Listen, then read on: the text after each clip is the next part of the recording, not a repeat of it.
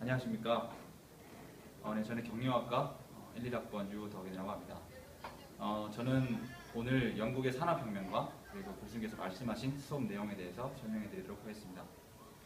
첫 번째로 말씀드릴 사항은 영국의 산업혁명 이후로 세계는 자본가와 노동자라는 뚜렷한 사회 계층 양분화가 되었습니다.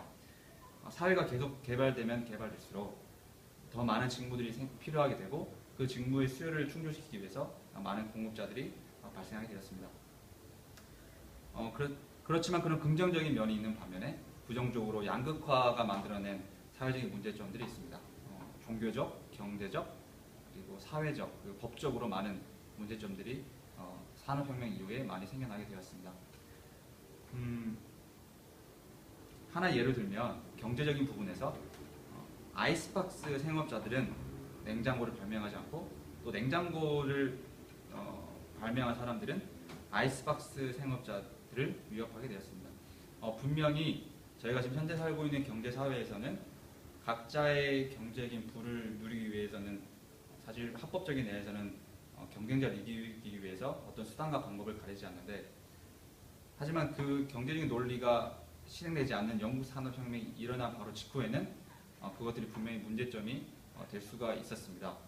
그래서 아이스박스 생업자들은 또 냉장고 산업자들을 위협할 수밖에 없고, 그리고 냉장고를 발명한 사람들은 당연히 아이스박스 생산자들을 위협할 수밖에 없는 그런 상황이 되었습니다.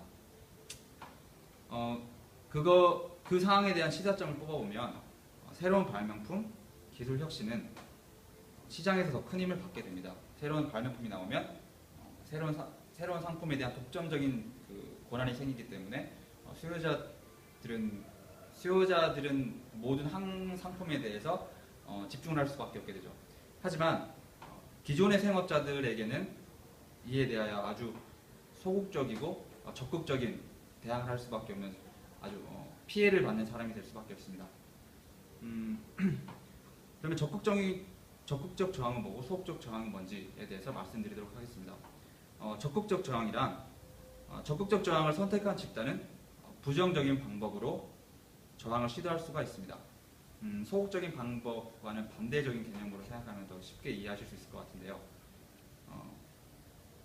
여기서 집단 이기주의가 발생하게 되고 이들은 이념과 조직적 아이디어로 무장한다라는 것이 개념적인 설명입니다.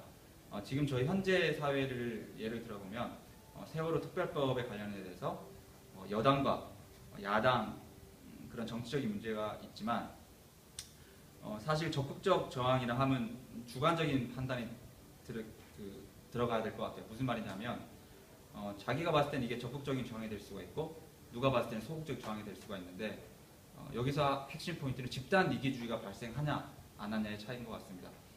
그래서 혼자가 적극적으로 한다라는 것도 적극적인 저항이 될 수가 있지만 그에 반해 2인, 3인 이상이 되는 집단적인 저항이 발생했을 때 그를 적극적인 저항이라고 말할 수 있겠고, 그 적극적인 저항은 분명히 첫 번째 문제를 넘어서는 또 다른 문제를 야기할 수 있고 또 다른 문제를 야기할 수 있어서 결과적으로는 국가에 세계적으로 큰 문제를 만들어낸다고 생각을 합니다. 그리고 집단적 이기주의, 편견은 왜곡된 의견을 주장, 그리고 관철, 선전하기 위하여 하나의 시장을 형성하고 자신들의 주장과 이념을 더욱더 합리화하기 위한 각종의 수단을 강구한다라고도 개념적인 설명이 되어 있습니다.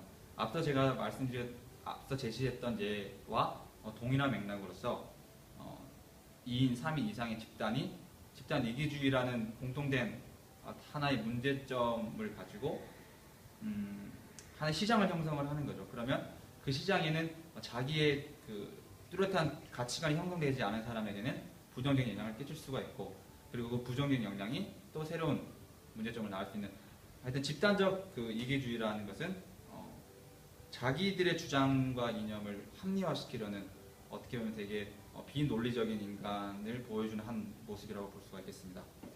그러면 처음에 말씀드렸던 영국의 산업혁명 문제점에 대해서 말씀드리도록 하겠습니다. 영국의 산업혁명 문제점에 대해서는 경제적인 관점에 대한 해석이 가장 많긴 하죠. 그 경제적인 잘 사는 사람들은 많은 잘 살고 뭐 가난한 사람들은 끊임없이 가난한 거기에 대한 해결 방법으로는 뭐 차티스트 운동, 러다이트 운동 등의 예시가 있을 수 있겠습니다. 그래서 러다이트 운동 같은 경우는 어떤 경제적인 선을 넘어서 선거권이라는 정치적인 부분까지 터치를 함으로써 노동자들에게 선거를 할 수 있는 힘을 주자. 선거권에 대해서 매우 차등한 것을 공평하게 하자라는 것을 개선하기 위해서 그리고 이 개선이 결국에는 통과가 된 차티스트 운동으로 전개가 된 사건을 영국 산업혁명 문제점의 개선 방안의 하나의 예시로서 들 수가 있겠습니다.